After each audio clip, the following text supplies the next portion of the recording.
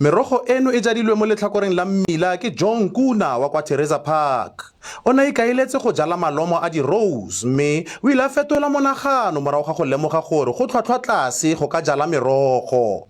I opted for vegetables instead of roses to assist my wife in planting vegetables, because she usually donates vegetables in Soshango where she's a social worker. So it saves me money.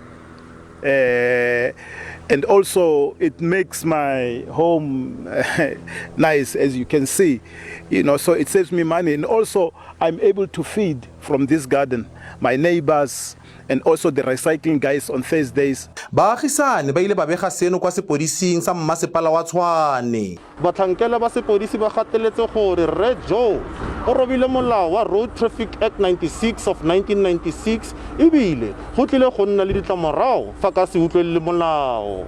Or ho thibela sa dog re tlo go fa a fine e leng gore tshwanetse e patele within a month. If a wa patela within a month, e ka ba a warrant of arrest, e ka block your system ko traffic department ho tshwanetse o patela motšhelo wa koloi or o nyorunya driver's license.